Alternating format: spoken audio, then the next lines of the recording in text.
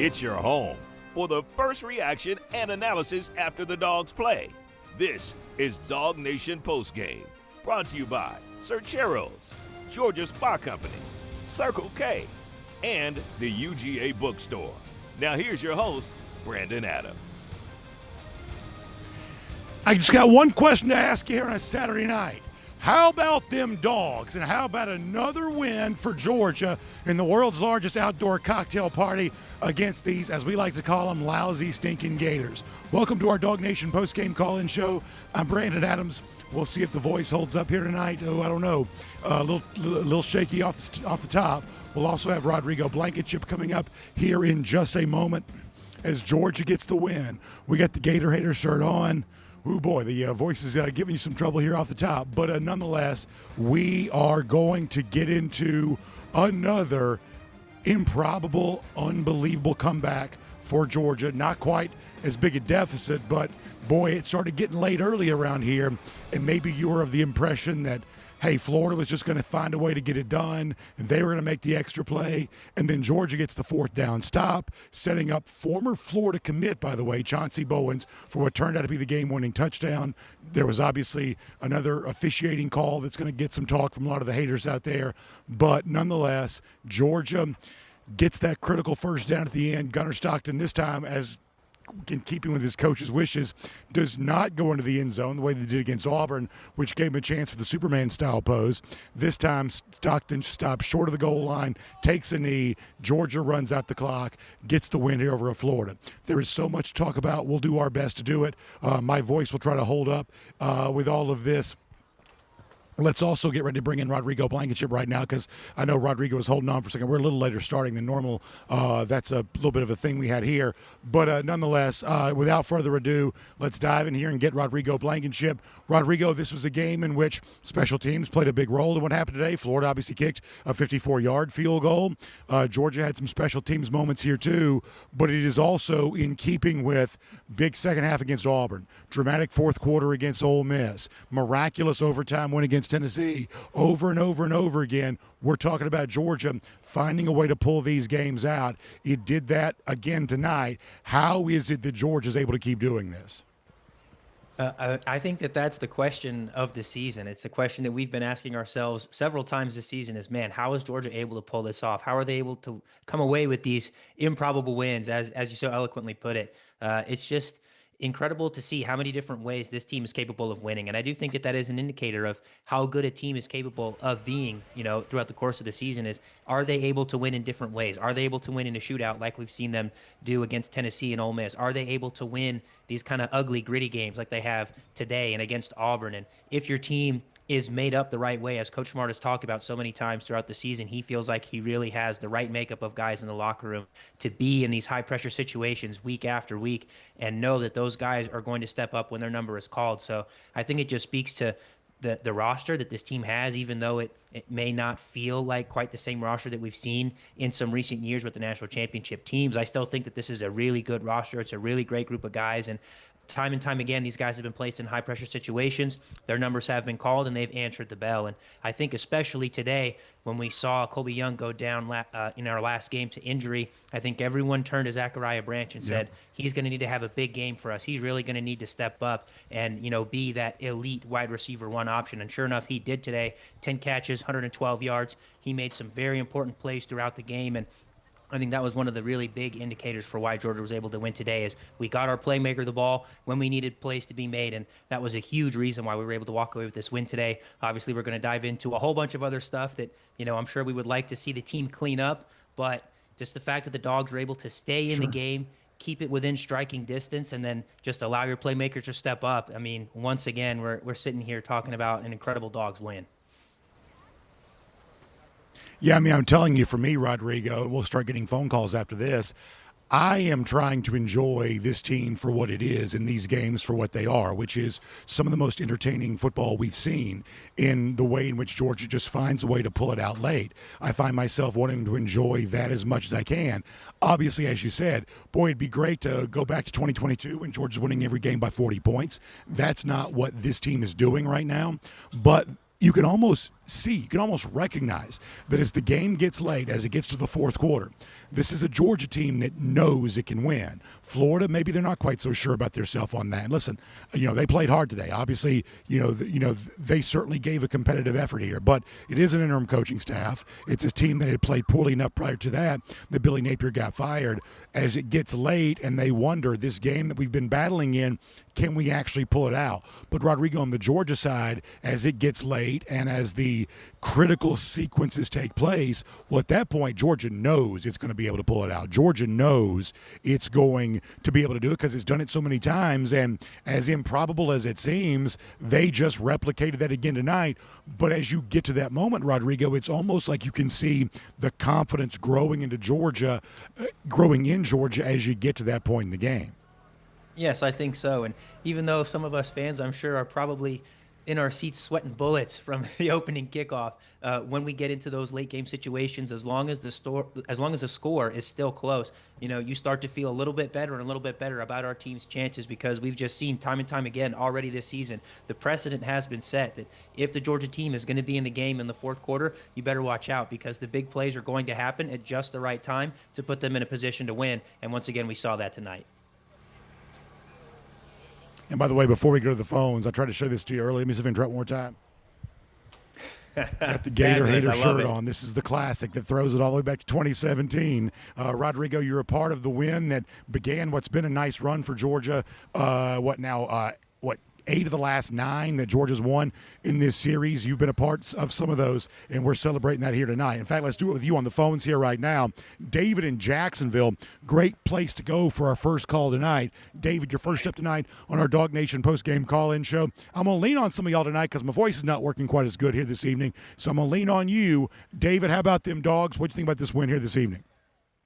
Man, how about them Dogs, man? Them Dogs come down to Duval like they do.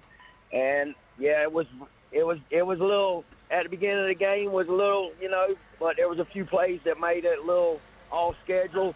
But defense definitely stepped up with the injuries they got with Big Beatty going down and then Bolden getting ejected. I think the defense stepped up a little bit for the Georgia Bulldogs. But how about Gunner, man?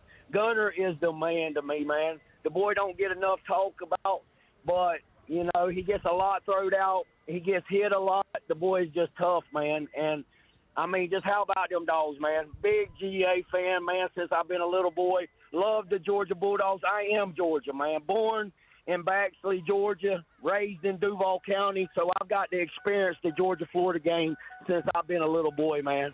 So David, I love it, man. That's what it's all about. I appreciate the phone call. For those folks who live here in this part of North Florida and this First Coast area, up towards Nassau County or into Georgia, the coastal region, heading towards Valdosta on 75. If you're from this part of the state of Florida or South Georgia, you know how much this game means. And so for David and for folks all like you, all around here tonight, I am so happy for you. This is one of the great traditional rivalries of the SEC. And for a long time, this one was, as I was growing up, owned by Florida.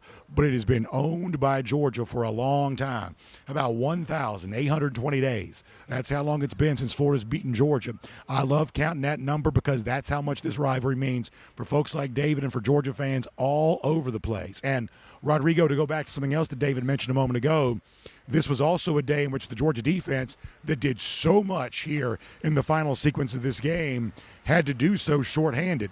Jordan Hall leaves the game early with injury. Unfortunately, that to me, to my eyes, looked like it has the potential of being pretty serious. He was officially ruled out in the game.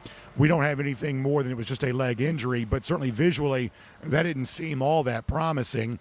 And then you've got KJ Bolden, who leaves because of the targeting. And listen, I get that he's crown of the helmet, and I get the letter of the law and the rule. I promise I get all that. And yet it's also a guy trying to make a bang-bang defensive play, and sometimes that's going to happen. Then you got DeMello Jones, who also late leaves the game with injury too, and honestly I don't remember what happened with him after that, but that's at least 3 guys that Georgia was forced to play without today, and yet this defense, when it really had to, responded once again. And for a group that's faced its share of criticism, how much did they show you in this fourth quarter playing shorthanded the way that they were? Yeah, I think they showed tremendous toughness, tremendous capability to step up and answer the bell when your number is called. Coach Smart has talked about how, with the current landscape of college football, with the transfer portal and with NIL, that depth is such a big issue for big-time programs. And I think that, up to this point in the season, we had seen where the depth had been a little bit of an issue, where we've had some, new guys coming in on the offensive line and in the secondary. But today we had some new guys that had to step up, and they were able to make the plays when they did. DJ Lagway held to 166 passing yards on the night. Baugh held to 72 rushing yards on the day. So, their two biggest impact players on offense were really kept in check, even with so many new guys that had to step up. Obviously, with KJ Bolden going down with the targeting, like, as you said, it was a bang play. He had the the crown of the helmet there. You always want to be coached to see what you hit, and that'll allow you to keep your face mask into the player instead of the crown of your helmet. But he's just trying to make a play. It all happened so fast, so I'm sure that will be corrected, and he'll be back with us for the next game, since it happened in the first half. So we'll be really lucky to get him back for next week. But yeah, we had a lot of guys that had to step up, and thankfully they were able to make some plays for us, especially in the fourth quarter when it got down to crunch time. We made some big plays and were able to walk away with this win. Well, speaking of that, before we go back to the phones, let's hear Kirby Smart on that point. This notion that, as Smart said after the Ole Miss game, hard to kill. Georgia proved to be that way again, and the resiliency that Georgia shows to simply not relinquish its chance to win. Kirby Smart talked about that again just a moment ago, finding another way, and this time against a hated rival. This is what Kirby Smart said just a couple of moments ago. Yeah, opening statement is this team just won't go away. I mean, first of all, I want to give a lot of credit. I want to give a lot of credit to Billy Napier, who assembled this roster, and he's got a bunch of good, tough, physical players. That's one of the biggest defensive line, offensive line we've played against, and they match us very well from a physical standpoint, and they're hard to defend. They did a good job up front, stopping things, and made it tough. Our kids were very resilient. Another night in the SEC. I don't know what else is going on in the country right now, but when you play in this league, it's every game comes down to last two possessions, and thought we managed that well. Play of the game is obviously the fourth down, 1 or 2, whatever it was, stop, and that made the difference in the game. And we knew they had 4 downs because it was a 3-point differential. He wasn't going to kick a field goal there, and I wouldn't have either. And the defense made a huge stop. Offense had a great drive, and then defense came out with another big stop. So a lot of credit goes to the players. They've gotten better throughout the year. We're a beat-up football team with a lot of injuries. So looking forward to getting ready for next week. Play of the game indeed was that 4th down stop. As Kirby Smart said, it got Georgia the football back, set up the Chauncey Bowens touchdown run. And by the way, how happy are you for the former Florida commit, Chauncey Bowens, the one that gets to put it on ice here tonight? We are the DawgNation Postgame call-in show. Got Rodrigo Blankenship. Got you here, too. In fact, let me give the phone number. I haven't done that yet. 678-645-DAWG, D-A-W-G. 678-645-DAWG. You can also click the link on any of our live chats. Be a part of the show tonight. In fact, we'll keep that going right now. Our guy, Low Country Dog's also hanging out in Jacksonville tonight. Low Country Dog, how about this one? Georgia finds a way. Another dramatic, heart-stopping, miraculous win. And in the fourth quarter, Dogs were everything they needed to be.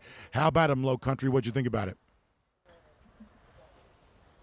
I mean, first of all, the game. How about those clubs?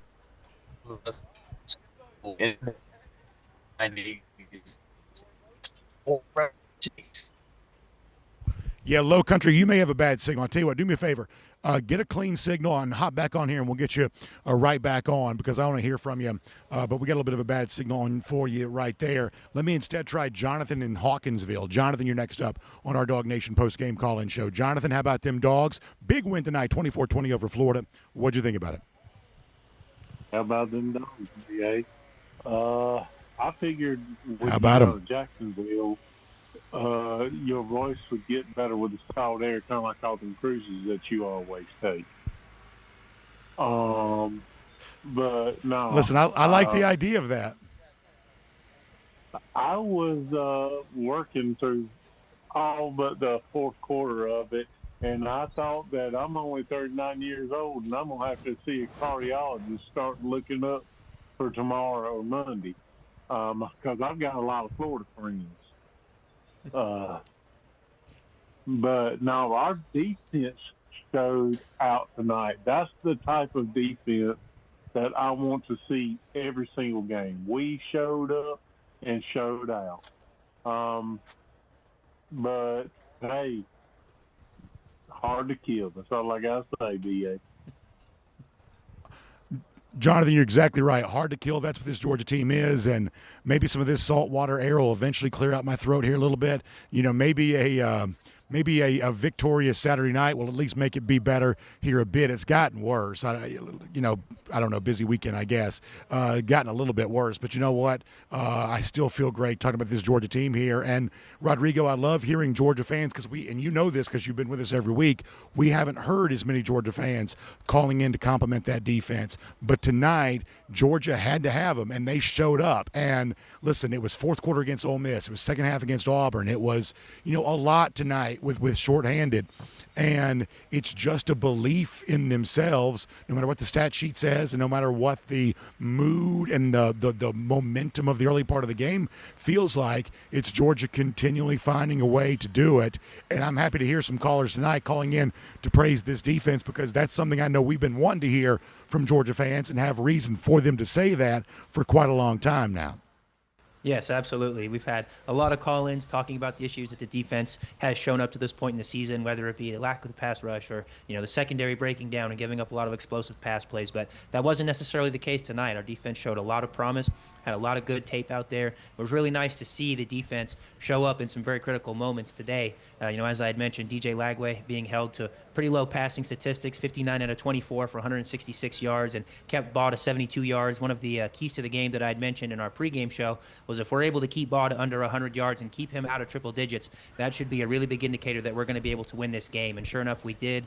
Defense was really good, being able to bottle him up. There were still a few, here and there, a few little slips that we had.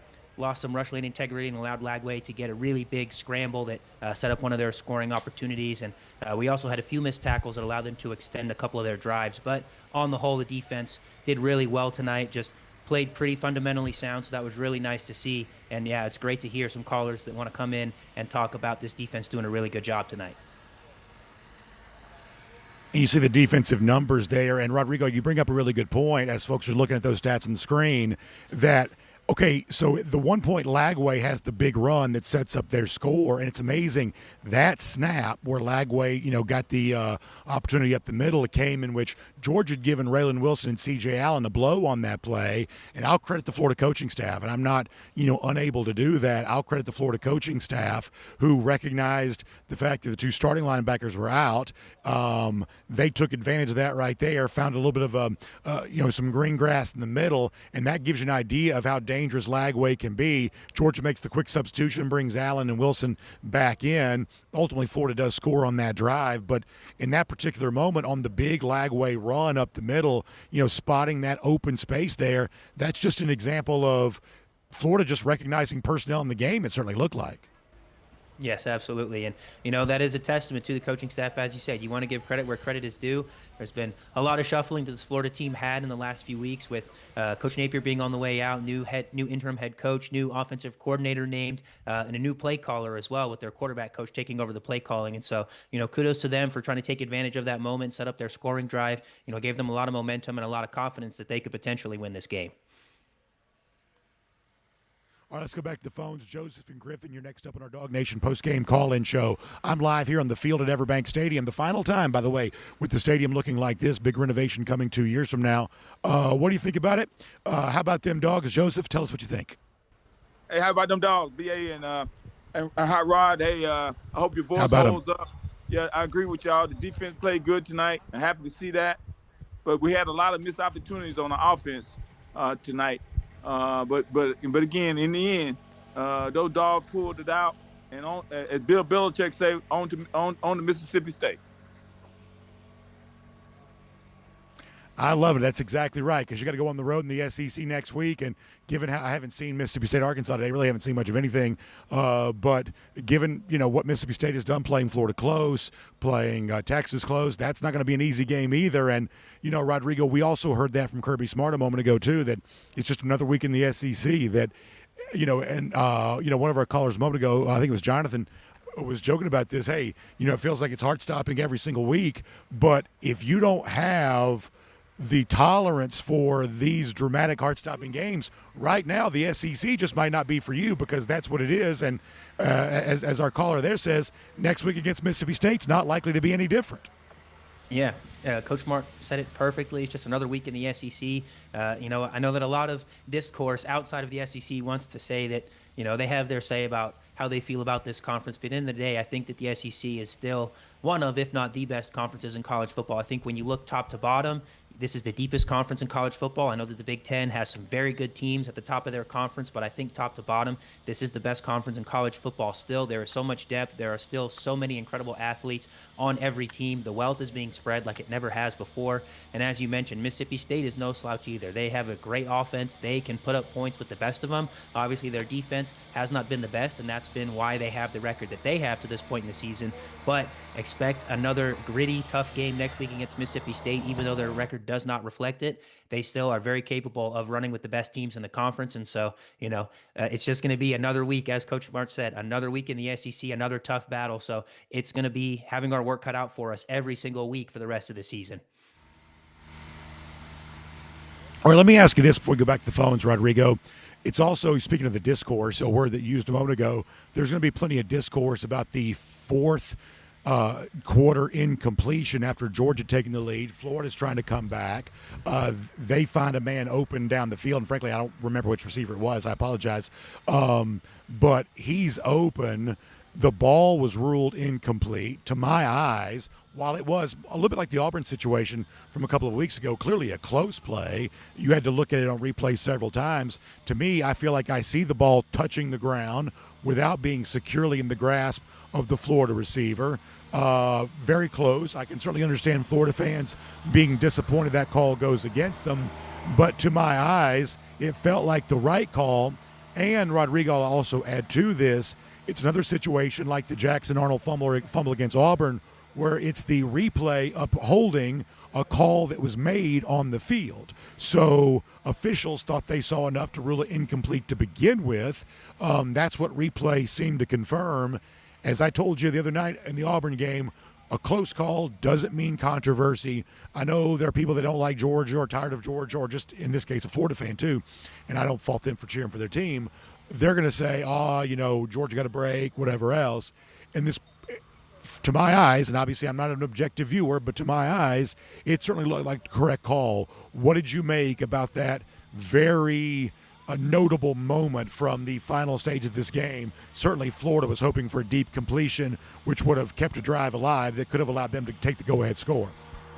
Yeah, well, the first thing that I said when I noticed that play was, how did we let a wide receiver get that far behind our secondary? That was the first thing, and hopefully that will be a correction that gets made before this next game. DJ Lagway had rolled out of the pocket, and I believe all the secondary expected that he was going to take off and run, but he kept his eyes downfield and was able to then throw that deep, almost completion to their receiver. I can't remember his name either, but I do think that we need to have a little bit better fundamentals with our secondary when the quarterback gets out of the pocket and escapes. Make sure that you stay on top of your receiver. You have to know that you have to cover him until that quarterback crosses the line of scrimmage. So that was the first thing I noticed. But when I saw the play in real time, I thought that it was an incomplete pass because I felt that there was just a little bit of a bounce right as the ball was getting to the wide receiver.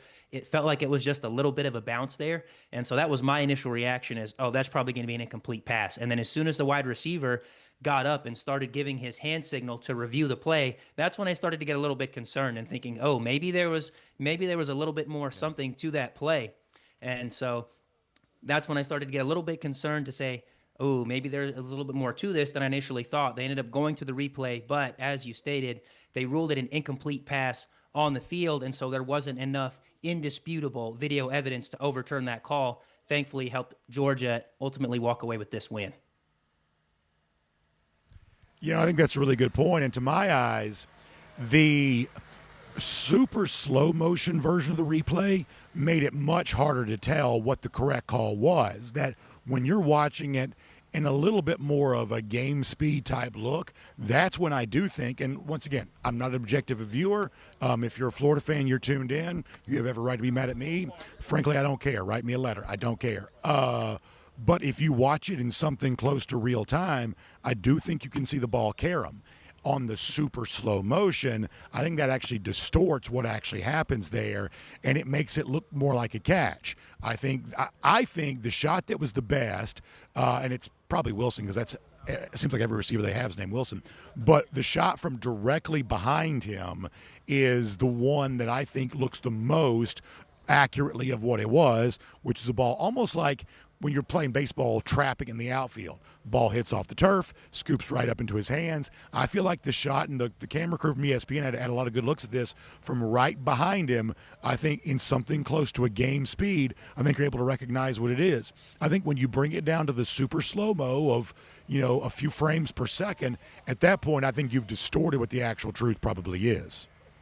Yes, and I do think that that's something that comes up with some other plays, especially with defensive pass interference calls, when you have a bang-bang play on perhaps a slant route or a quick out where the receiver is getting to, or the defensive back is getting to the receiver almost the exact same time that the ball is getting to the receiver. And on the field, the referees might see it one play, but then you go back and look at an instant replay and you break it down frame by frame, and maybe you could say, oh, well, the DB actually got there just a split second early. But because you didn't actually see that in real time, you have to want to respect what the officials are seeing in real time. As you said, in real time, I think that was the best look that we get at it. And when you break it down frame by frame, maybe it might look ever so slightly different. But I do think that there were a couple of camera angles that even with the super slow-mo breakdown, you could still see that there was just that split second where the football hits the ground in between his arms before it ends up being cradled into his possession. So I do think that ultimately it was the right call. I want to respect what the officials are seeing on the field. You don't want the replay to undermine them at all times. Obviously, you want the call to be correct, but if the referees were able to see it in real time, then you want to try and respect that, especially when there isn't indisputable video evidence to say otherwise. I'm going to get a final thought from you, Rodrigo, coming up in a moment. Let me squeeze in one phone call before we get there. Our buddy Bill Camacho checks in from the great city of Rome here in Georgia. Bill, how about them Dogs? I mean, you want to talk about a dramatic win for UGA. It seemed like it might be slipping away, and then the Dogs grabbed it back. Bill, what'd you think about this one here tonight? Well, you just got to love the resilience of this football team. I mean, Chauncey Bowens getting that crucial first down, and Gunner just basically getting that first down to just seal the game. You just got to love that. And in general, we got to really start cleaning things up because it is getting old. It is really, really getting old. We got to start stepping up. This defense needs to start using this blitz package. You got to start using it. Because these next two games are not going to be easy. Not even. Yep. All right, BA. I think you're exactly right. Care. Yeah, Bill, I appreciate the phone call. I think you're exactly right. You as well, Bill. Appreciate the phone call as always. And just so we're clear, Chauncey Bowens is the game-winning touchdown. Much better week for Chauncey Bowens than it is for Chauncey Billups, who's been in the news. Somehow this seems to be working too. So it's a thrilling night. As a player yourself, you've been a part of these victorious locker rooms. I don't know. Let me ask you this. Did you ever jump in the stands the way it's become popular to do? Did you ever? Because look, I mean, I'm right here at the wall, where not quite the one they jump into, but it's the same wall all the way around here. There is no way I could jump up there, not even close. Obviously, these are much better athletes than I am. Everybody knows that. Did you ever jump up? Because from field to where the fans are, that's a pretty good little leap. Did you ever do that when you were playing? No, I did not ever jump into the stands to celebrate with the fans. I also think that I probably just missed the cut for the athleticism necessary to be able to make that jump into the crowd. So I enjoyed the fans from the field. Maybe if I was a little bit better athlete, I would have been able to make that jump, but still always had such a great time whenever we were able to walk out of that stadium with the win. And how about a final thought, Rodrigo, of how you'll remember this game? There's so much, and I'm sure it's going to take us several days to unpack it all, but as someone who watches it with such an observant eye, what will your takeaway be from this 24-20 win for Georgia over Florida here tonight?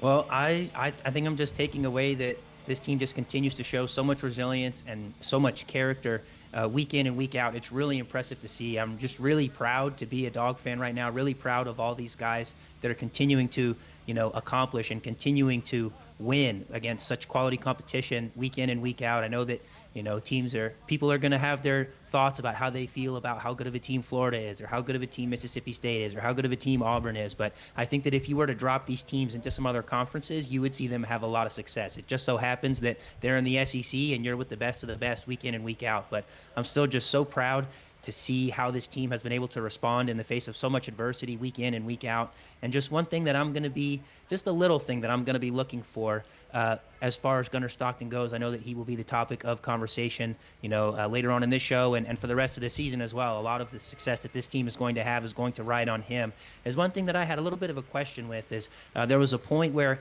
I thought that everybody and their sister knew that Florida was walking up a safety to blitz and ended up, doing some pretty serious damage to Gunner on a drop back pass. I just want to see Gunner take full command of the offense moving forward and either go to a hard count to freeze that safety to keep him from timing up the snap perfectly, or make some kind of audible, make some kind of check at the line of scrimmage to prevent that situation from happening, because that's something that we saw as well against Notre Dame in the playoffs last year. There was a very similar situation where it felt like a safety was walking up, everybody in the stadium knew they were coming on a blitz, and we still just went forward with the play and it ended up being a negative play. And so those are some very critical moments that I think later on in the season I want to see Gunner just have full control and full command of the offense to be able to make a change to eliminate some of those otherwise could have been very damaging negative plays for this offense later in the season. Rodrigo, it's awesome. I appreciate it. Thanks so much for being with us here tonight and all throughout our game day. I think you bring so much as by way of analysis. We appreciate you. We're proud of the wins you got over Florida during your Georgia career. And we are, as you said, so proud of this team keeping that winning streak, or at least the preponderance of these victories alive in this era right now, too. This team's a ton of fun to watch. It's so much fun to talk to you about it. Thanks for doing it with us here tonight. We appreciate you being a part of our DawgNation post-game call-in show, Rodrigo. Thank you so much. Yes, sir. Thanks so much for having me again, and go Dogs. Go Dogs indeed. Great stuff there from Rodrigo Blankenship. If you're on hold, stay where you are. Your phone calls are coming up. 678-645-DAWG, D-A-W-G. That's 678-645-DAWG. Also, if you're watching live on YouTube, on DawgNation.com, on Facebook, you can click the link and join the show from there. We'll have you tonight on the program. And by the way, let me also give a shout out to our friends at the UGA bookstore. It's going to be a couple of weeks before we're back there, but as we move towards the Christmas season, everybody wants to look good during this time of year. Georgia's all in it with the college ball playoff rankings coming out on Tuesday. Georgia's going to have a nice ranking next to its name. That means they are once again very much a playoff contender. So as Georgia goes through the month of November, you want to look good with the great looking UGA apparel, not necessarily the Gator Hater shirt, but all the great stuff they have. The Nike coaches gear, Johnny O, you know how much I love Johnny O, Onward Reserve, Peter Millar, all of the wonderful apparel makers that make this great-looking UGA gear, all of that at the UGA bookstore. And if you can't be in Athens to shop in person, you can shop online, UGAbookstore.com. And don't forget, for every home game, they have the big autograph signings before the game. And the next one is a big one coming up against Texas in 2 weeks' time. And the autograph collection of guests that day is going to be amazing. We'll give you more details about that. But that's why you want to be all about the UGA bookstore. Okay, so before we go back to the phones, let me do this. Florida interim coach Billy Gonzales a moment ago on the is it the fourth down stop? Is that what it is we're talking about here, or is it the drop? Which one is it again? Yeah, it's the drop. Billy Gonzales on the drop. We thought correctly adjudicated by these officials. My guess is Gonzales saw it differently. Here is the interim Florida coach after the game. It's hard. You take a look at we're going to go back and watch film, and there's probably going to be more than one of those type of plays. But yeah, it's one of those things. It just didn't work the way that we wanted it to work today. We've got to continue, like I said, as a staff. We got to continue to grind. We got to continue to work. We got to put our players in the best possible position. Because again, these guys, I keep giving praise to them. They have not quit, and there is no quit in them. So if they're going to fight for us, we got to continue to fight. If we play like this, we're going to be okay. We're going to be okay in the next 4 games, but we've got to continue it, and we got to keep pressing. We got to keep getting better. The seniors got to continue to lead. Young guys got to continue to get better, and we got to just keep fighting. No. Billy Gonzales right there.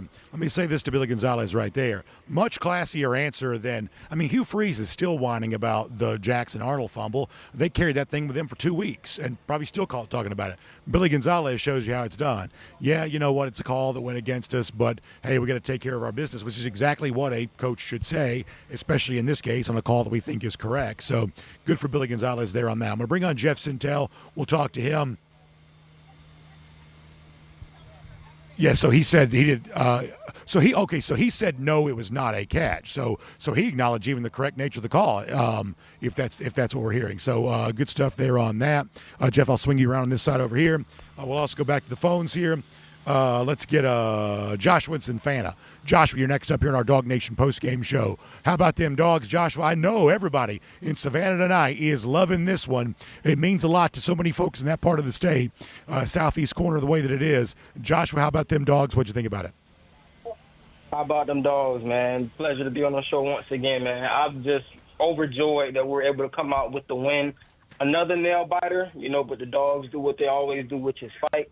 A couple of observations I had, first of all, as someone who doesn't get to make a lot of the games, man, this is like the fourth or fifth time that I have to almost mute the TV while watching it because the announcers seem to be so against Georgia. It's like when it comes to when they're showing plays of the other team or talking about their story, they're so positive about the other team, especially Florida. You would have thought that Florida paid the announcers to just speak so highly of them. But they had nothing to say about Georgia. Georgia would literally score a touchdown, and you can almost hear a pin drop in the announcer booth. And I'm like, are we now the new villains of the SEC? Are people upset that we won't go away or we won't die? That's kind of frustrating. That was just one thing. But one last thing, and I'll give it back to you guys, is I wonder what the coaches have seen from Zion Branch. After what's the name? DeMello Jones went down. You see Zion Branch get back there at that safety spot, and they bring Janella Girl back down. Just curious, what are they seeing from Zion Branch that he seemingly might have maybe jumped Adrian Maddox? I was kind of expecting to see Adrian Maddox in the position, but to see Zion Branch in there was a little bit different for me. So I'm curious as to what the coaches are seeing in practice from him, to kind of allow him to be able to play, in a spot like that. Go Dogs. Yeah, that's an interesting. Yeah, go Dogs. Interesting phone call. So let's talk about both those issues. First of all, you're right. Zion Branch does come in this game. He comes in after the KJ Bolden targeting. When Bolden leaves the game, Zion Branch comes in and replaces him. And as you said, at one point in time, maybe you would have thought Adrian Maddox, who had some good moments for UAB a year ago, might be the guy on the depth chart. The truth is a lot of that's a little bit mysterious because most of the battle they've had with each other has taken place during practice. I do know if you want to go back to fall camp, Zion Branch certainly earned some words of praise back then. So he was clearly the brother of Zachariah, of course, we're talking about, was clearly competitive for playing time in that fall camp time of the year. Got his chance to be out there. I can't really make an evaluation of how well he played, but he was out there in that spot. And as you mentioned, you have also got a situation where DeMello Jones leaves the game with injury.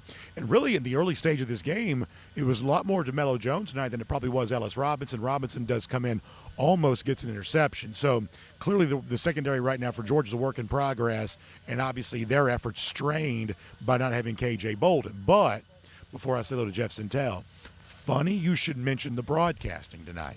Now, I don't know. Maybe somebody has reported on what this was. Could not help but notice, because in the press box with the rest of the Coastal Elites, they do have the TV monitors in there. And at the beginning of the game, you saw, the TV come on. The color analyst of today's game was supposed to be Jesse Palmer, and it was not. It was Jordan Rogers. Now, maybe Jesse's sick. Maybe his kids were enjoying it for Halloween. Maybe he has to have off. But you'll remember, and especially if you're a listener or a viewer to DawgNation Daily, go back a couple of weeks ago, Jesse Palmer was critical of Kirby Smart. Kentucky game, I guess it was, critical of Kirby Smart, the Kentucky game. And Smart certainly acted unhappy with Palmer when he was made aware of that during a press conference. Or maybe he already knew, I don't know. But he was not clearly happy that Palmer had been critical of him during the broadcast. And tonight, it was Jordan Rogers instead of Jesse Palmer. Jeff, it could all just be a coincidence. Maybe he's got the sniffles. I don't know. But, boy, conspicuous in his absence was Jesse Palmer here this evening. Brandon, first of all, congratulations. I think the Gator Hater Countdown is going to go larger than it ever has. 1,820 days. Let me say this, too. You Florida people are lucky because I'm not talking trash tonight because my voice doesn't work. If my voice was working better, y'all'd be hearing it. Tonight, you're getting a little bit of an easy go of it. But if the voice was working better, I'd be telling you how long it's been, and it has been a long time. It's going to reach a record, Brendan, because that's after 5 straight wins. The Kirby Smart era won 3 straight after losing his first year, lost in 2020. That was the COVID year. And now 5 in a row. He's now 8-1 against Florida. Lots of good things, Brandon. First of all, I'm glad you're enthused about the musical chairs with your broadcasters and your color analysts.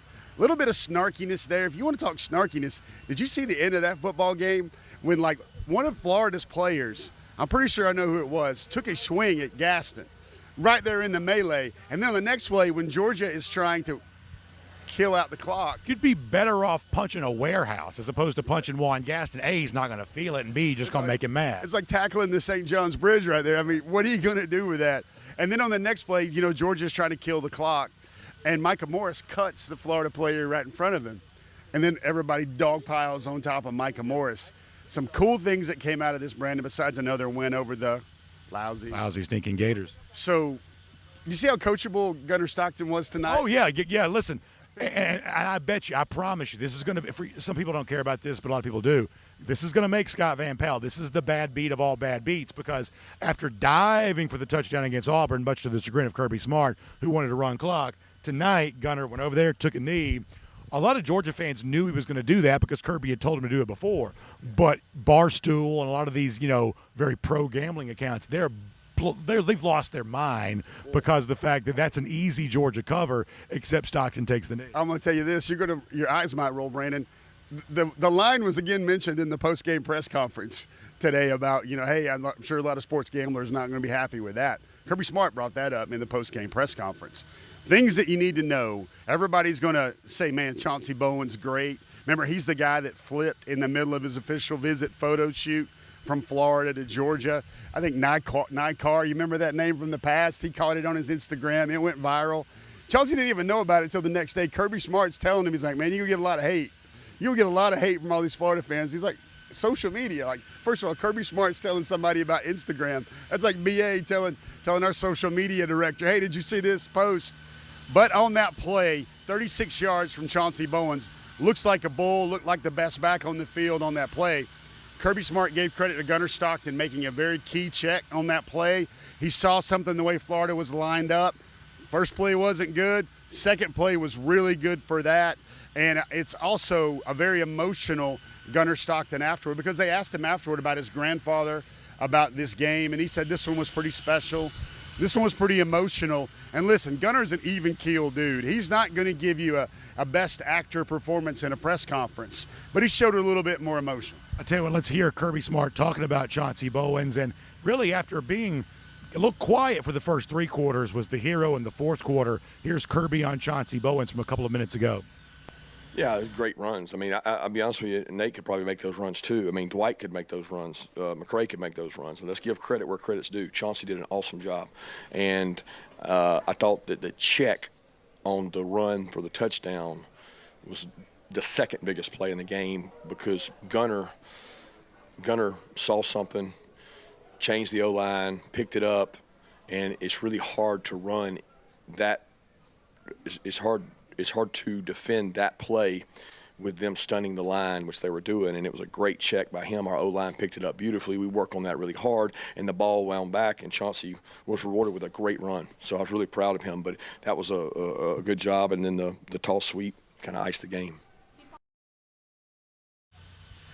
So that's good stuff from Kirby Smart on the Chauncey Bowens touchdown and the role that Gunner Stockton played in helping make that happen in the night that Chauncey had. In fact, Chauncey tonight, good enough to get our Serve Pro game ball. I'd say a good choice there on that, as Jeff describes, the former Florida commit. who dropped the lousy, stinking Gators, and he told us this week, Chauncey did, about how much he's thrilled with the decision that he made. That's obviously great news. He gets the game-winning touchdown, and he'll get our Serve Pro game ball here tonight. Let's go back to the phones here. Sean is in Guam, where America's Day begins. Sean, it's great to have you here tonight, all the way over in Guam. We're happy to have you here tonight. Thanks for being a part of our DawgNation post-game call-in show. I tell you what, Brandon, it's great to hear from you, my friend. Yes, I'm in the future, and don't ask me the lottery numbers because I don't know it. But what a great win for the Dogs. I was a student there in the early 90s, and I lived at Reed Hall. And I tell you what, why can't we win where I don't have to get some cardiac medicine? But I tell you what, I've been to 12 Georgia-Florida games. I was at the Rose Bowl where we won a double overtime. I've seen 5 Georgia wins at Georgia-Florida, but what a great win, what a great game, and go Dogs, buddy. And, B.A., I bet you this is the first call you ever got from Guam, baby. Yes, it is, Sean. I'm thankful to get it, too. I appreciate you being here, and we're happy to be celebrating all those wins, and you've certainly seen a lot of those in person, it sounds like, and it's a great night. So, Sean, you've made it better by checking in from Guam, as he says, from the future. Checking in, but here in the present, we're feeling pretty good right now as Georgia beats Florida here tonight. And, you know, a theme from so many of our callers, including Sean right there, is you just got to get used to tolerating these heart-stopping games, these dramatic games, these fourth-quarter games. And Georgia's just really comfortable in that. They're comfortable in that environment. And it's almost, and I'm sure there's a bit of myth-making to this, I don't deny that, but it's almost like you can look at them and tell. It's almost like you can look at them and see, all right, we're ready. 15 minutes, do or die. Now we're not bored anymore. Now we're going to go out there and do what has to be done. The belief they have in themselves, the resilience, the never say die. You can describe it 1,000 different ways, but for this team right now, Jeff, it is certainly real. You know, Brandon, I don't know if you'll like this take, but like everybody's talking about how parity, they've brought the middle of college football up to the top. They brought the top a little bit down. It feels to me like Georgia's kind of playing NFL football. And what I mean by that is nobody belabors the Chiefs when they win by 10 points or 9 points or 11 points in a lot of these games. And, you know, there is some stats that came out this week that the average margin of victory in the NFL game now is 10.7 points. You know what the average margin of victory right now is in the SEC for SEC wins? As of a week ago, it's 10 points. Yeah, so it's just right there. And maybe Dog fans, people got to get a little bit more used to some context, for the 15-year period prior to is 17 points. So yeah. SEC games final margin of victory is a touchdown closer right now than it was for essentially almost a 15-year period prior. Yeah, I think people sometimes look at it and they go like, what's wrong with Georgia? I think you got to mix some of that in there a little bit. You know, a lot of things that come up in this game. I want to talk about a razor-thin margin, Brandon. You know, Kirby Smart went over a lot of things. He thought the most important play of the game was the 4th and 1 stop. The second most important play of the game was Chauncey Bowens, his 37-yard romp. I want to go to another play, and it shows how the margin of error is.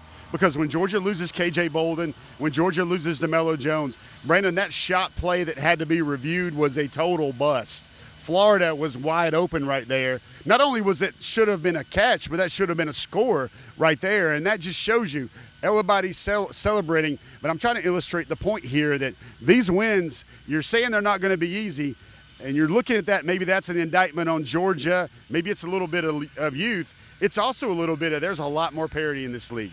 I think that's exactly right. Let's go back to phones, get some more calls here. Great night of folks just reacting to everything we've seen. Our buddy SEM Dog, who's a big part of our chat during the week, is here checking in tonight from Alabama. SEM Dog, man, I tell you, it's another crazy win for Georgia. Jeff described it well. What was your take on what you saw? I, as somebody who lived through the 90s and suffered all of that, like I told you after the Tennessee game, I'm going to say it again here. I will never, ever take for granted a win over Florida. I don't care what people think about it. It's a win. And I don't ever hear Steve Spurrier or any Florida fan apologizing for any win in the 90s. So we don't have any need to do that here. But I do think Georgia is missing out on a wonderful NIL opportunity. I think Kirby needs to approach every cardiologist within the footprint of DawgNation and ask for an NIL donation for all the business that Georgia is sending their way. Because, you know, like me, getting my age, I'm about to get too old for this kind of thing, but it sure is sweet to win those games. SEM Dog, I love it. It's a great call and a great point. And, yeah, listen, we don't know where this season's going to go, and we don't know how Georgia's going to play even next week against Mississippi State. But we're going to enjoy this one like crazy tonight, the same way we enjoyed the Ole Miss game and the Auburn game before that. There is something to just living in the moment, man, and just being in it. And I'll tell you, I tried to look around the stands tonight. There are more empty seats tonight than there's been in a long time for this game that I can certainly remember that I've been coming. But I tried to watch the crowd because this is the last game we're going to see in this iteration of the stadium. It's had 1,000 different names. But the next time we come here 2 years later, it's going to look different. And I was watching the Georgia fans just going crazy. I love when you have the students for Florida and the students for Georgia, and the Florida fans are doing their little Gator chop, and the Georgia fans are doing the Go Dog Sick 'em. I've always loved that split right there because you see both fan bases doing their thing. And in this stadium tonight, as SEM Dog said, everybody's dealing with another heart-stopping game, but there's no thought of what does it mean for the rest of the season, what does it mean for the playoff chase, what does it mean for the possibility of a national championship. It's just, can we please beat Florida? And that's all anybody's thoughts were on tonight, and that's one of the things that I think made this environment in here for the final time in this version of this stadium. I think I'll always remember it. Brent, I know you probably pay attention to these things in terms of kind of a status report on college football fandom a little bit. Did you know before the game the get-in price on StubHub and some of the other ticket resellers was lower than face value? I saw that, yeah. For this football game. And, I got to make sure you hear that. I don't have a great explanation for that, really. I got to make sure you hear this story because, earlier this week we were at the Georgia Bulldog Club of Jacksonville. Aaron Murray, obviously a great, prolific SEC quarterback. He is lined up, about to call a play at the Georgia-Florida game, right? He said he wanted to come to this game. He wanted to play in this game because he's a kid from Florida. And there's a second where he's over the play, and maybe he's not doing that gyro clap right now that Gunner Stockton is. Yeah, what was that about? I've never even heard of that. Yeah, we'll get into that. But Aaron's once again, I'm sorry. Once again, the true bad call in this game goes against Georgia. Back to you, Aaron. Yeah. So Aaron Murray, and this is what's great about this football game is Aaron's about to call the play, and all of a sudden he goes blank. Because he gets caught in the eye candy of half the stadium blue and oh, there's eye candy. Half the stadium. That's a good one. Half the stadium. We're Brandon after dark right now. Half the stadium red and black, and he just blanked it. And then he came back to life, and he's like, I'm playing quarterback in the greatest college football game in the world. And, man, I hope it don't change a lot. I hope the interest doesn't die down. I wonder if Jacksonvillians maybe thought that, well, since this is the last one and the game's going away, maybe they backed off of it a little bit. Brendan, it actually seemed like every time we were at the cocktail party, I'm right here down on the sidelines the whole game. There are people raging pregame, first quarter, second quarter. This was a very civil crowd. I want to say they were underserved in the good seats. You know what I blame? I actually just figured this out. I blame Florida for being so terrible. Yeah. They fire their coach every 2 years. If the rivalry's lost its luster, it's because they suck. Yeah. There you go. I mean, it is one of those things where Georgia's doing what they should. Florida's not coming to it. You can call Kirby Smart the Gator coach killer if you want to, but because right now Florida coaches are judged by, can they beat Kirby Smart? Can they beat Mississippi State? Can they beat LSU? Can they beat Texas? All right, listen, if you're on hold, I promise you, we're going to go through so many of your phone calls. We're going to just let it rip and let you have your say. But I do have to take care of a little bit of business here. We want to thank a couple of sponsors for obviously making it possible for us to be on the field at Everbank Field and celebrate this great Georgia win. Another for Georgia now been 1,820 days since Florida's beaten Georgia. We love that. We're celebrating that. We want to do that with you. So if you're on hold, stay where you are. And if you want to join him, you can give us a call, 678-645-DAWG, or click the link and be a part of the show. 60 quick seconds, 1 minute, and then we're right back to your calls live from the field here in Jacksonville where Georgia's won 24-20, beating those lousy, stinking Gators again. Give me 1 minute, and we're right back to it. I get it. We all want to do our research online before buying anything. But if you're in the market for a hot tub, trust me, you'll be glad you came into Georgia Spa Company to see their inventory in person. You just got to get your hands on them, see them, envision which model will fit your home and your lifestyle best. Talk to one of our consultants who, I promise you, will bring up considerations you never thought to consider. I'd also recommend taking a test soak. So come on into Georgia Spa Company. I promise you'll be glad you did. Big games deserve big meals, so let Cercheros make it happen. It's friendly Tex-Mex, served fresh every day. Cerchero's Catering can handle the crowd, so it's perfect for your tailgate or watch party. Order online, pickup, or delivery. Cerchero's is Georgia-grown with over 30 locations throughout the state, bringing you fresh Mex, bowls, burritos, tacos, and more, with over 25 fresh toppings, customizable, just the way you like it. So find a location near you at Cercheros.com. That's Cercheros.com. If you're thirsting for It's Only Tuesday, that meeting should have been an email, and really need something to go your way level of refreshment, we definitely have that. When you're feeling the heat, Circle K makes your day. This is DawgNation Postgame, brought to you by Cercheros, Georgia Spa Company, Circle K, and the UGA Bookstore. Welcome back, everybody. DawgNation Postgame call-in show. We're live here, Everbank Field in Jacksonville. Georgia's won 24-20. If you're on hold, we'll get your phone calls. Let me also say this, because our producer, Jay Black, doing yeoman's work back in our DawgNation World Headquarters studios in Atlanta, does give us an update. The official word from ESPN is that Jesse Palmer was on assignment tonight doing weather work for ABC. Maybe he was. I certainly don't have any reason to say that he wasn't, other than, if you remember, there seemed to be some bad blood between Kirby and Jesse Palmer after the Kentucky game, where Palmer was critical and Kirby felt like the criticism was coming out of left field. So Palmer, the former Florida quarterback, is that why he didn't call this game tonight? The official word from ABC ESPN is that Palmer was on assignment. You know, that it kind of feels like, Brandon, you know, with Palmer, you've got a guy here that you see him shift in and shift out. Does that mean he had another special edition of The Bachelor to go to or something else like that? Or maybe he's trying to be the guy that finds Florida their next coach. I don't know if you saw the black smoke that was coming out over the top of the scoreboard. I did notice that. And somebody on social media, made me laugh in the middle of the game. He said, well, the smoke's black. That means Florida hasn't found its next coach yet. Unfortunately, that's the case. Hey, back to phone calls we go. Our buddy Low Country Dog. Low Country Dog, you're next up on our DawgNation Postgame call-in show. We're glad to have you. How about them dogs? Let us have it. Low Country, what'd you think? How about them dogs, DawgNation, HBTFD? Holy cow. I hear all these dog fans complaining about our defense or we didn't do this, or people or the fans were screaming about bubble screens or all this other stuff. Y'all, we won. As a student at Georgia in the 90s and driving that long drive back and losing, guys, we are winning and we are killing them, and it feels so good. The only thing that matters is that we won. My boy TSHE pre-check Bowens cut through the line again.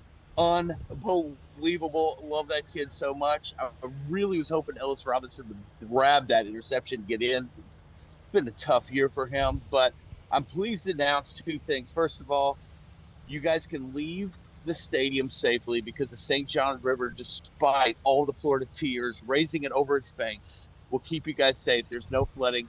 And most importantly, the Gator fans just ran away. They are hiding. They are not at the stadium. And that is the best thing ever. Savage Kirby congratulating old Sunbelt Billy after the game. How funny is that? That's amazing. Thank you for giving them mediocre players. But the most important thing to me is we're a team. This is just a team. They are together. They didn't get rattled. They were congratulating each other. It was just absolutely awesome. Thank you, DawgNation. Everybody is just absolutely incredible. So happy. I cannot wait for BA to get your voice back. I can't wait for the post-game report to actually be sponsored by Nexium, because I think that's what we all need. And let's go beat Mississippi. And tonight we're all Wolfpack fans. Let's go. Hunkered down. Great stuff, Low Country. I appreciate that. Thank you so much. Awesome commentary. And yeah, to go back to Chauncey Bowens, you know, so much of what Georgia has done has been so amazing. The Bowens story tonight's amazing in that Bowens doesn't play in this game until the 10-minute mark in the second quarter. And then in those early carries for him, the ones that he did get, he was kind of struggling to get it going a little bit. Can we talk about that 3rd and 8? That 3rd and 8, everybody's going to focus on that 37-yard run, but on that 3rd and 8, he gets like 15 yards A Florida Gator tugs at his face mask. That's not called. And I thought that was a very decisive moment. So you're right. It's in addition to the touchdown, he also converts there to get the first down. And all of that coming after you kind of wonder, well, is he still hurt? Is he, because Dwight Phillips gets the second carry of the game. Nate Frazier obviously started.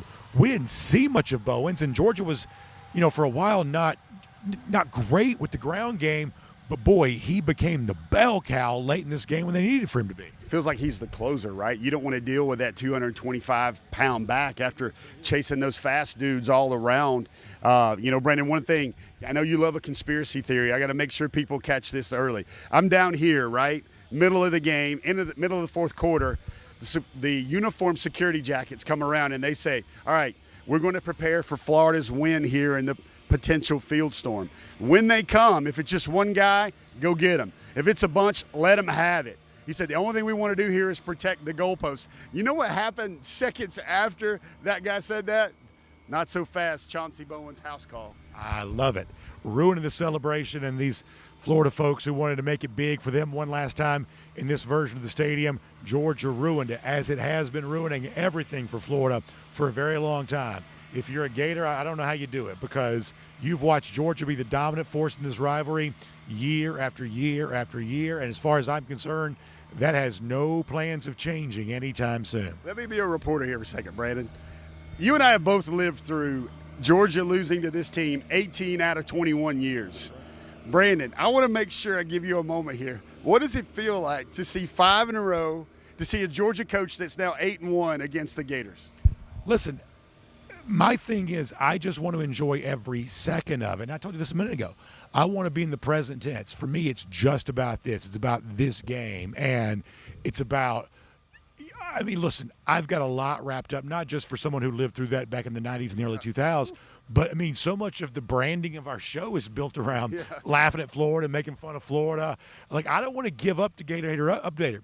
This thing's gone as long as it has. Do you think I want to say, well, I guess it's back to 0 or whatever you have to say? Do you think I want to do that? No. You think he's going to retire the Gator Hater Updater and you're going to go like tilt? No, it'd be up to 3,000 and this guy'd be like, no. No. Do you think we plan on being classy about any of this? No, we do not plan on being classy. We do not plan on being classy. What did you think? We plan on reveling in this. What did you think about the new Florida cheer whenever the opponent has a penalty? Did you hear what they're saying in the stands? Yeah. That is a new level of low, right? That is a new level. Listen, let me not. I've already said too much. All right, let's go back to phone calls. We'll get some more phone calls. Good times here. How about Derek in Albany? Derek, you're next up here on the other side of the state, more the southwest corner, but South Georgia folks love this one. And Derek, I know you do too. What'd you think about it? Oh, man, how about them Dogs, BA? I'm actually from Albany, Georgia. How about them? I stay in Gainesville, Florida, down here with these Gators, and I'm finna go downtown and give them hell. Oh, you're right in the heart of it. You're right in the heart of it. Oh, man. I just want to say this, my dog right here, he passed this year. He was a diehard Georgia fan. I watched the game with him today. I knew this was going to be a tough game because Florida, they sorry, but they do have a good defense or whatnot. But, hey, it is what it is. I'll take it how they give it to me. Last year was, if Ladway didn't get hurt, they would have won. This year it's the refs. All I see is 5 years in a row, Georgia's been smacking that tail. Go Dogs. Go Dogs, and great phone call. I love it. And you go all up and down Gainesville tonight and let them know what it's all about here. When you live right in the heart of enemy territory, I know how much that one certainly means to you. And, listen, Florida's going to have the woulda, coulda, shoulda, the Lagway injury a year ago. The call that, by the way, Billy Gonzales told you a moment ago was the correct call. Florida fans are going to still say what they say. But as you said, Jeff, growing up, we had our version of that. And I'm not going to go back through memory lane on that because, people either live through it or don't care because it's ancient history. But I do love that. And I said this on DawgNation Daily this week. When I was a kid, I bonded with my grandfather and my dad over the Buck Bellew to Lindsey Scott. But as I got a little older, after a while, and I have to be honest about this, and I said this on DawgNation Daily on Friday, eventually you just kind of get a little tired of it, and you want to say, can we stop talking about 1980? Can we have our own moment in this rivalry? Can we do something now? Does it always have to be the 10-year anniversary, the 20-year anniversary, the 25-year anniversary of, Buck Bellew to Lindsey Scott, as great as it is, and I hung out with Lindsey Scott last Saturday. at the Georgia High School Football Hall of Fame. Can we have our own moments? And that's what makes this so special. On Dawg Nation Daily this week, I called this the Gen X Super Bowl. If you're about our age and you went through all of this, this is the Gen X Super Bowl. We came here when we were kids, and we couldn't buy a Georgia win. And trust me, I would have gladly paid whatever dollars I had back then to do it. But now we're getting them 5 years in a row. I can't enjoy it enough, and I hope that every Georgia fan enjoys it to the absolute 8 out of 9, not just 5 in a row. It's like, Brendan, you had the feeling that in your pit of your stomach, you're walking out of this stadium and you're just looking at the ground. You're hearing Gators. Corey Smith wrote a song about it. I mean, to give you an idea of how universal the sadness for Georgia fans leaving Jacksonville was, Corey Smith wrote a song about it. I mean, there's so many games. Like, the time Georgia hasn't beat, and then the Florida player calls a timeout in the middle of a monsoon, and they get one more play. 1993. Eric Zier moment. There's so many games where a key Georgia player is hurt. What about those times when Georgia had to try and beat this Florida team without DJ Shockley and they had to bring in stopgaps? I think that's much more of a tremor or a big seismic blow to your team than what DJ Lagway went through last year. I mean, you've got a lot of things. Georgia, this is a football rivalry, at least it used to be before the Dogs took control with Kirby Smart, but you're going to have a lot of stuff like that. That's what made it great. Yeah, exactly right. So let's go back to the phones. Michael's in Boston. Michael, you're next up on our DawgNation postgame show. Michael, we're happy to have you check in with us. What'd you think about this one tonight? Obviously, a thrilling Georgia win. Hey, how about them Dogs, BA? Man, so I think Nate Frazier, I RBU, man. I know Chauncey Bowens has got the light shining on him, but Nate Frazier, we got to appreciate that we have him, man. I mean, I just love him getting 5-10 carries in the first half, and he's going to give you 80, 90 yards in a big run. And the longer we can keep Gunner healthy and not taking those big blows on those runs out of the pocket is great. So, and the receiving core did great tonight too. And, I'm pumped to see the offense do so well. I'm pumped to see Gunner doing his thing, and, go Dogs, and let's keep chopping.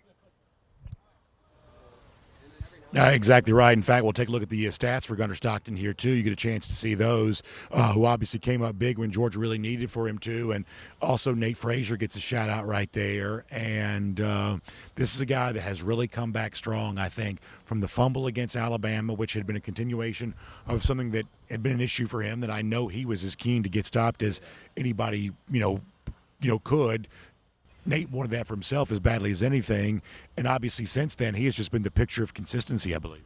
You watch him run, Brandon, and he goes like he's a 4-4 guy, and you watch him when he gets into traffic, he covers that thing up and gears down like he is, like going through the forest in his Jeep or something like that, and he slows down, but he covers up that football. That's not going anywhere, and he protects that thing like, his life depends on it, and maybe, that's going to be a good growth point for him. You mentioned the name, Brandon. I know you've probably had some Zachariah Branch talk already. We need to. I'm glad you're bringing it on here. But I want to tell you, this is part of the stuff you might like. Florida, there was a ball game at this point, right?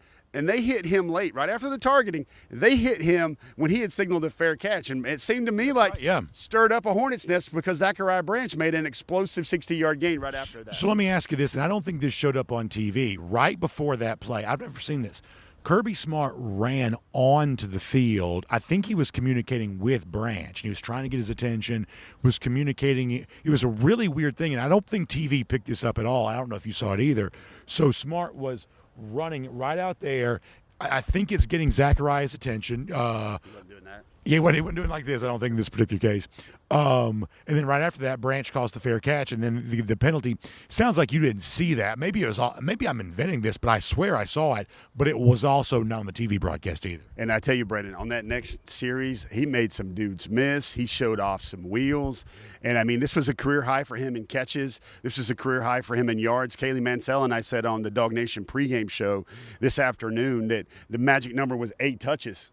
And he got 11 touches tonight, not even counting his punt returns and kickoff returns. And, Brennan, it needs to be simply said, one of the most electric receivers Georgia has had in a while. I think he's pushing his way past Isaiah McKenzie territory and Mecole Hardman territory. I mean, he is a force when he gets the ball in his hands, and they need to feed that guy. Yeah, 10 catches, 112 yards. We have the stats are there on the screen, and got the quarterback delivering it to him is obviously Gunner Stockton. Gunner was so pivotal for Georgia in this come-from-behind win, too. After the game, Kirby Smart talked about Gunner Stockton and his impact. hero's turn for Stockton, helping lead that touchdown drive. Here's Kirby on Gunner.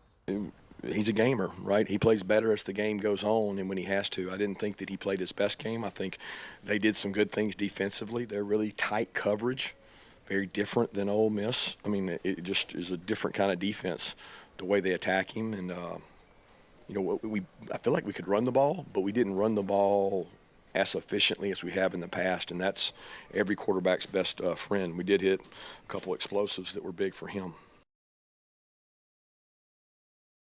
So that's Kirby Smart, and that's Kirby Smart. Before we go back to the phone calls, too, speaking of Gunner Stockton, so the story this week was another amazing piece from Mark Schlabach at ESPN.com about going back to 2010 and the game in which Gunner's grandfather passed away. You and I talked about this on DawgNation Daily on Friday. It's a wild story. It's pretty amazing.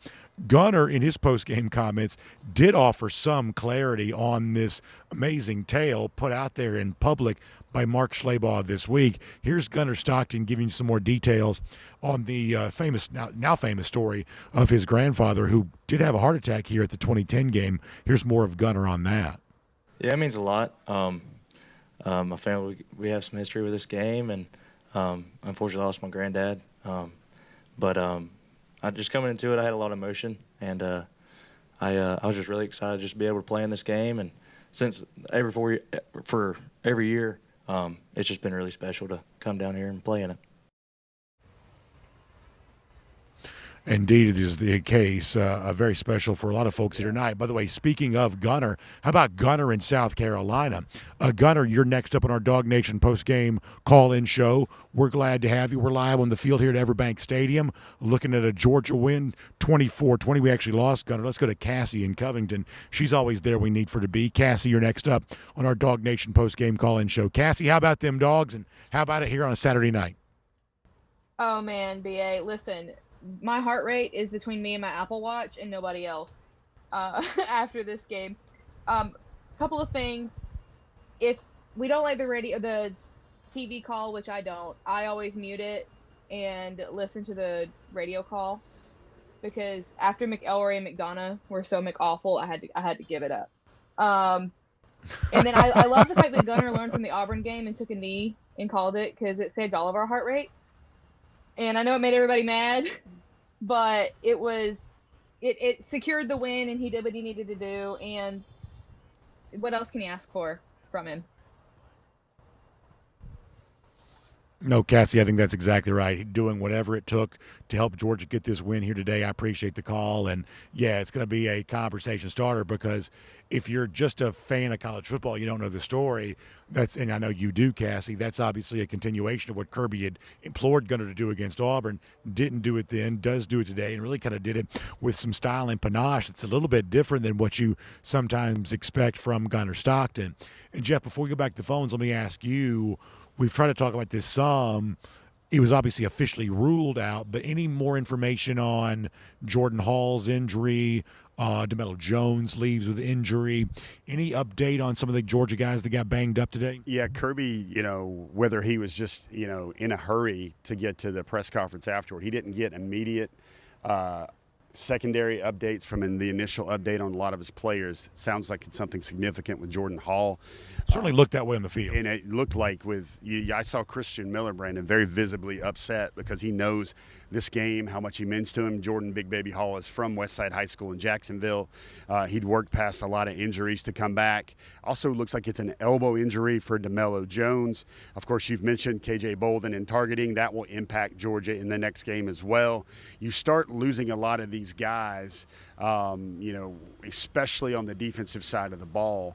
And I don't know if Georgia is quite the same. I saw some plays out there. Brandon, I thought Zion Branch played very well, because he's had to work and get a lot of good reps in practice. But there were times when there were plays to be made, and I wondered if KJ would have been back there, if that play would have went any different. Play on the goal line, some of the plays down the middle. There was a tip ball that Ja'Cory Thomas just tried all he could to get in there. And, I mean, no disservice to Ja'Cory Thomas, because he's good enough to start for Georgia. But KJ Bolden is a very special safety with NFL future kind of dripping all over him. And you wonder, when Georgia gets a little thinner, these games become a lot closer, especially in an area of the secondary, Brandon, where this team still, I don't think, is fully healed or found adequate new faces for losing Malachi Starks and Dan Jackson from a year ago and all that experience. So if you want to join us, you got time to do so. 678-645-DAWG. That's 678-645-DAWG. Also, click the link if you're watching on video on one of the chats. You can be a part of the show that way, too. Josh, you're in Marietta. You're also next up on our DawgNation postgame call-in show. Josh, how about them Dogs? 24-20, Georgia beats Florida. Again, we love that, and we're happy to have you talking about it to us here tonight. How about them Dogs, BA, and the Gator Hater Updater keeps rolling, baby. A whole nother 300. How about them? Out of that thing. I love it. Can you hear me, BA? I love it. Yeah, BA, big shout out to you as well, week after week. Not 100%, man. You put it all on the line for Dawg Nation day after day, man. So salute to you. For everybody that's crying about the officials in Georgia's games, I got no sympathy for that. I've watched Georgia lose too many games and too many big moments going all the way back to the 2012 SEC Championship, 2017 National Championship, the 2018 Justin Simmons play in the SEC Championship. There are multiple plays in a football game. It's not just the officials, and I've seen Georgia go through too much, so I got no sympathy for that. My MVP for the game, Zach Branch, 10 targets, 10 catches for over 110 yards. Unbelievable. And shout out to his brother, too, coming in that safety spot for KJ and playing big time for us at that safety spot. I got a message for this team, man, for this 2025 Georgia team. Listen, we got 4 games left. If you guys can put together 4 quarters of football on both sides of the ball and go out here and play with some confidence, you can dominate the rest of these games. The rest of these games are personal. Battle of the Bulldogs at Starkville, personal. We know we're the real Bulldogs. We got to go prove it. The Texas game, the ultimate disrespect was the pedestal that Arch Manning got put on, having accomplished nothing this offseason while nobody talked about Gunner Stockton. You got to defend Athens, Georgia against Texas. Charlotte, make them wish that they never, ever scheduled us. And then everybody, I'm calling on all the Dawg Nation, everybody watching this show. Georgia Tech moved that game to Mercedes-Benz Stadium. That's our stadium. Anywhere we play Tech is our stadium. Dawg Nation needs to take over that stadium and be loud and proud. And I want to put a butt whooping on Georgia Tech in Atlanta. And I want that fire, passion, and energy turned up a notch, baby. I want to see some of this right here. Running through their face, baby. That's Todd Gurley, South Carolina, 2013. He should have scored on this daggone play. He would have, but they threw it dead. Dogs, turn it up a notch, baby. Let's go.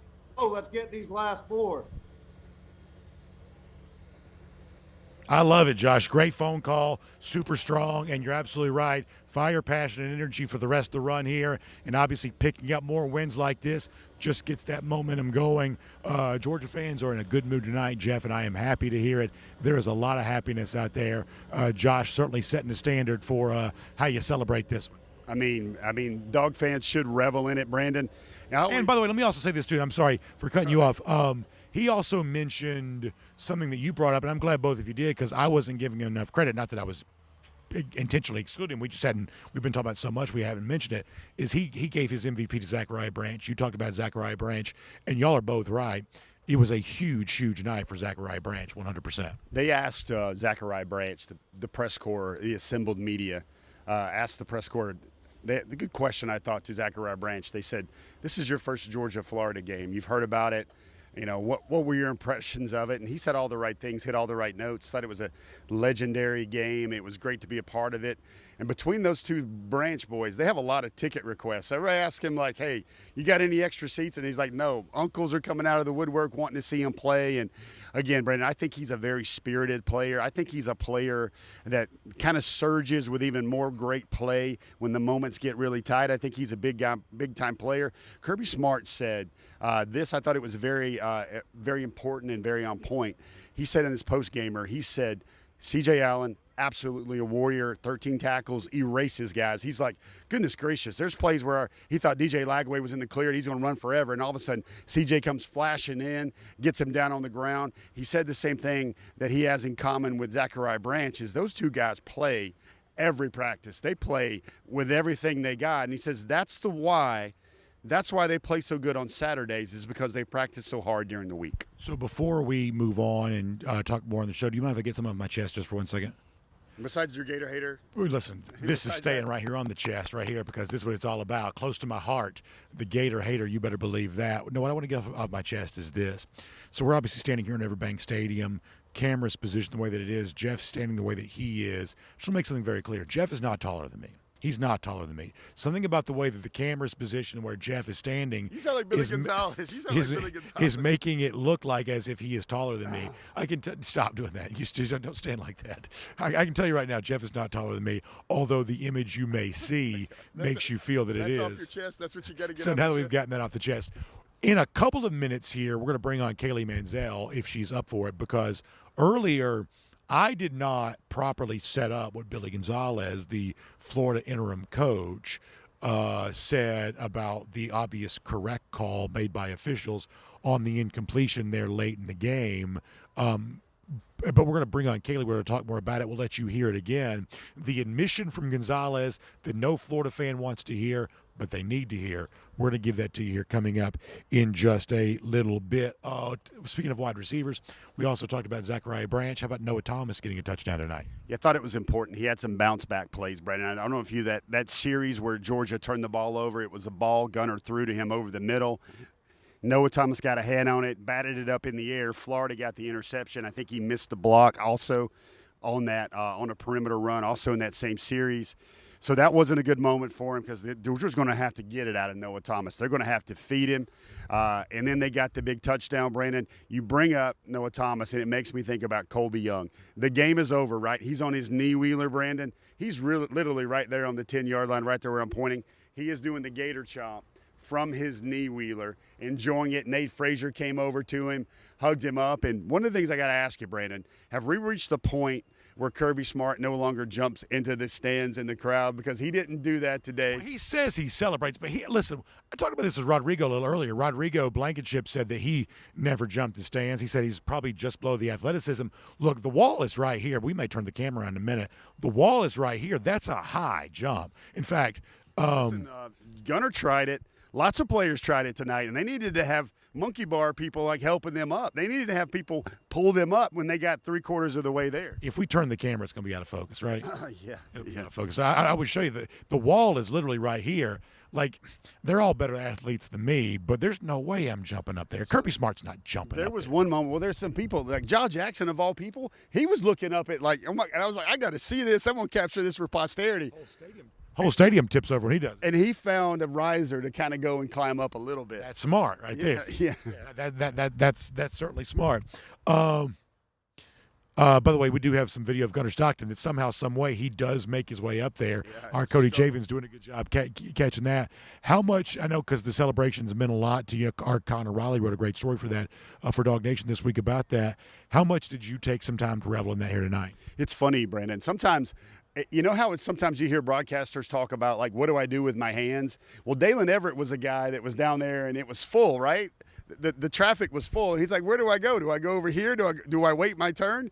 And he ended up going off on the far side, and he was It's like you're waiting on the runway for the plane to take off. Yeah, exactly. There was like no room. Like Drew Boa was one of the first one of those up there, and kudos to the center for getting up there. And then you have your defensive guys. Of course, Justin Williams is going to vault up there like he's got. Listen, he's not going to have any problem. Of all the guys who are athletic enough to cross that threshold, I have no problem believing that Justin Williams makes it look easy. No problem believing that. I think the Russian judge would have even given him a 10 for that exercise on the floor right Yeah, he does it, makes it look graceful. Some of the guys that can do it don't exactly make it look graceful when they do. He's just going to glide his way up there probably. Oscar Delp got up there okay. Cash Jones got up there okay. I mean, that's actually a pretty good test for Georgia. Obviously, our guy Todd Hartley, athletically as a tight end, you're going to be athletic enough to get up into the stands in Everbank Stadium to be able to play at Georgia. You got to be big enough to do it and also athletic enough to get up there. Now, you get my heartstrings pulling a little bit, Brandon, because you were talking about something you got to get off your chest. Well,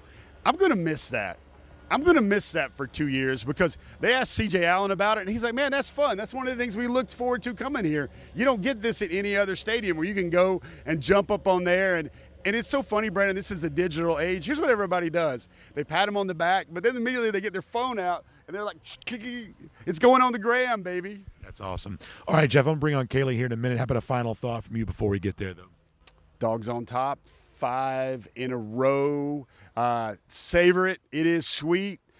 This man, he was like Clark Kent. He had this on. He's underneath his normal DawgNation Daily white pullover. He came prepared, and I'm glad you were going to wear that one on the show if something didn't happen, but you're going to wear that one. Let me tell you something. There was never a doubt. Now, I kept my DawgNation Daily pullover on in the press box just to be. When did you take it off? Did you come out here and then shed? Like right before he came on the air, just ripped it right off, Hulk Hogan style, tore the thing off, got the Gator hater being on display. Let me tell you something. The scariest, we were day after Halloween, the scariest sight that a Florida fan's ever going to see is this thing right here, because they cannot get rid of it. They cannot get rid of it. They can't shut us up. We just keep coming back year after year after year, and we are not done, not by a long shot. I love it how I can get you to cut a wrestling promo in the middle of this. Sometimes, like on cue, I can like pull your cord, and there you go. Here's the good news if you're a Florida fan. It's going to be, listen, you got to understand something. The last vestiges of a voice that I have left, I'm using for this. The good news for y'all is if you're tired of losing to Georgia and Jacksonville, for 2 years, you don't have to do that. For 2 years, you can find out what it feels like to lose to Georgia and Atlanta and then lose to Georgia and Tampa, which will be a unique experience. At least you can say you saw a new place. But 2 years from here, in a brand new stadium, we're going to start it all over again. They call this place, what they're building is the stadium of the future, Brandon. My prediction is the future will look like the present. I think that's exactly right. Jeff Sentell, great stuff. By the way, we'll see Jeff coming up Thursday, November 13th. We'll do all this in person together that night at Terrapin Brewery. We love, obviously, Terrapin beer. We're so proud of the connection it has to Athens, and frankly, just a great tasting beer. And a lot of folks were enjoying that here at the Cocktail Party Weekend. We get our chance to be in Athens with them. Coming up, it's the week of the Georgia-Texas game. So that night, DawgNation folks, Kaylee will be there, Jeff will be there, I'll be there. So many of your DawgNation folks that you've come to know will be there. We'll do a live Q&A. We'll hang out with you. There's also going to be some delicious food from Cercheros. That's going to be really cool. Your first beer that night from Terrapin is complimentary, so that's an awesome thing. The Cercheros food is complimentary, too. You can't beat that. We've got special guests. We haven't even announced them yet. That's going to be fun. And also, by the way, the big game that following Saturday, somebody that night at Terrapin is going to win a pair of tickets to the big game that Saturday in Athens. It could be you. Here's what we're going to ask for you. It's a completely free event. The food is free. The first beer is free. The fellowship with us at DawgNation, that's free as well. We are going to ask you to RSVP. Think of this as your cousin's wedding. We're to ask you to RSVP. Go to DawgNation.com/on-tap, and you can just let us know, hey, I'm coming. And you can have a +1, you can have a +9 as far as I'm concerned. But we are going to ask you to RSVP. DawgNation.com/on-tap. It's going to be an awesome event. Really excited about that. And we're going to watch Georgia take care of business in Starkville next week to get ready for it. November 13th. It's a Thursday night. It's the week of the Texas game. We're giving away a pair of tickets to the big game there that night from Terrapin Brewery. Can't wait for that. DawgNation.com/on-tap. You can RSVP right there. Okay, I want to bring on Kaylee Mansell before we're done here tonight because earlier kind of flubbed something a little bit. So we've said this a million times, that just because it's close doesn't mean it's controversial. Against Auburn, the Jackson-Arnold fumble, it's close. It's a bang-bang play. It's one of those things you got to look at carefully to see what goes on. I don't deny that. But ultimately, that call was adjudicated correctly that night in the game, and it's been since confirmed over and over again. The SEC's acknowledged it. Rules officials unofficially on social media have acknowledged it. It's just the correct call, and I'm sorry for those who are bothered by that, but it is true. Tonight, I feel like we have the same situation where Florida player, obviously fourth quarter, dramatic situation, gets behind the Georgia defense. He was wide open. The ball is thrown short. He dives for it. The ball, to my eyes, and I saw it in real time, caromed off the ground into his hands. That was the call in the field. Replay. Kaylee looked at it. And I told this to Rodrigo Blankenship a little earlier, who was great tonight, that when you put it in super slow-mo, I think that tricks you into maybe thinking it looks like more of a catch than it actually is. But when you see it on video in something closer to real time, I think especially the shot from behind the Florida receiver, and I haven't given him proper credit all night, and I apologize for that. We're just rushing to get on the air here. When you see the shot from behind him, I think that's the best shot that you see of the ball. Not quite skip. I'll call it a carom. touches ground, then goes to his hand. Before we talk about Billy Gonzales, I thought it was the correct call. I'm assuming you did too. Yeah, I'm going to let you finish, but first I'm going to take the mic. Can we get Jeff back over here? I'm going to step out of frame. I'm going to have you guys stand back to back, and we're really going to see who's taller. All right, come here, Jeff. Stand back to back. Jeff is definitely taller. He's 100% taller than you. I know. Okay, we'll come back. I'll let you have your mic. If Jeff's puffy hair is what the difference is. You also have headphones on top, too. The headphones are flat. But I had to do it. We got to get back to I this. saw my opportunity. No, I mean, Billy Gonzales had an opportunity to have his headline moment and say that, yes, it was a catch. So I really respected the way he went about it. Because coming from that Hugh Freeze Auburn press conference when he throws the refs under the bus, I was really shocked that Billy Gonzales. Much classier. Yeah, no, totally. And for his first post-game conference as a head coach, I thought he did a good job. So let me ask you. So I didn't set this up properly. So what we're going to hear, and we're going to play it again so people can hear it, is Napier, Freudian slip there. A shout out to Billy if you're watching at home. Hey, Kirby gave you a shout out tonight too. So thanks for all you did. So Gonzales acknowledges it was not a catch. Yeah, so the way that this is going to go, the first question is just about the play in general, and then the reporter is immediately going to follow up and ask, did you think it was a catch? And that's when he gives his response. So he kind of walks you through what they're going to look for on film, some of the other calls, and then addresses it. So let's listen. Do we hear Gonzales say, no, it was not a catch? Here he is after the game. It's hard. You take a look at we're going to go back and watch film, and there's probably going to be more than one of those type of plays. But yeah, it's one of those things. It just didn't work the way that we wanted it to work today. We've got to continue, like I said, as a staff. We got to continue to grind. We got to continue to work. We got to put our players in the best possible position. Because again, these guys, I keep giving praise to them. They have not quit, and there is no quit in them. So if they're going to fight for us, we got to continue to fight. If we play like this, we're going to be okay. We're going to be okay in the next 4 games, but we've got to continue it, and we got to keep pressing. We got to keep getting better. The seniors got to continue to lead. Young guys got to continue to get better, and we got to just keep fighting. Do you think it was a catch? No. Okay, yeah. So he does. Yeah. See, at the end. Okay, yeah. So at the end, he says, "Do you think it was a catch?" He says, "No." So I don't know if he'll take that back or walk it back or whatever else. But if you're a Florida fan, that's your own coach, at least the one you chose for this game tonight, your own coach saying, no, not a catch. Yeah, well, it's out there now. You can't take it back. And there was never a point in time where I thought it was a catch to begin with. And we had a better view in the stadium of what it looked like. But I thought that you made a good point. The more you slow it down, yeah, but you can clearly see the ball take a bounce on the inside of his hands. He never had control of the ball. So I don't know what all the fuss is about. It never looked like a catch to me. And I don't even know why we're going to go on social media and debate this. Yeah, the fuss is about the fact that if you're a Florida fan, this is all you got to hold on to right now. 100%. And I just wanted to tell you, congratulations. I'm glad that you saved all of this for the air and not in the press box. Yeah, exactly right. So good stuff. Kaylee Mansell doing an awesome job, and Jay Black back in Atlanta doing a great job there too. So proud. When we started the Gator Hater Countdown, and back then it was called the Gator Hater Countdown, in 2016, in Kirby Smart's first year, we saw Florida beat Georgia again. This is the Jim McElwain era. And that was not a good team. It wasn't. And it was first year for Kirby, and they were still trying to figure some stuff out.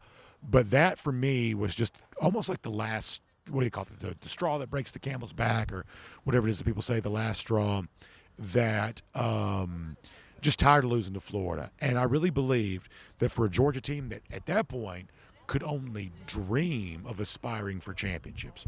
But if that really was the aspiration, then you needed to pick a rival like Florida, who had a lot more recently then than now, played for national championships, won national championships. What we said was, man, make this your big rivalry. Find a way to beat Florida on a more regular basis. And if you do, and we said all this way back in 2016, if you do, then the Georgia program will be elevated in the process. And when I said it, I never could have imagined it would turn out to be as true as it is. That Georgia got the win the next year. Rodrigo, who joined us earlier, played in that game, blew out Florida. Jim McElwain got fired. Then it's the Dan Mullen era. Beat him in 2018, beat him in 2019. Pandemic, everybody knows that doesn't count. And then, as the dominance of Florida started to take shape, Georgia also emerged as a national championship program in 2021 and 2022, and really being at that level the last couple of years as well. for those of us who lived through some hard times in this rivalry, this is a dream come true. As we get ready to say goodbye to you tonight, I'm so proud to say it has now been 1,820 days since Florida's beaten Georgia. This means a lot to me. I love college football. The rivalries are what makes it fun. I love this rivalry. I appreciate all of you that indulge me in loving this rivalry.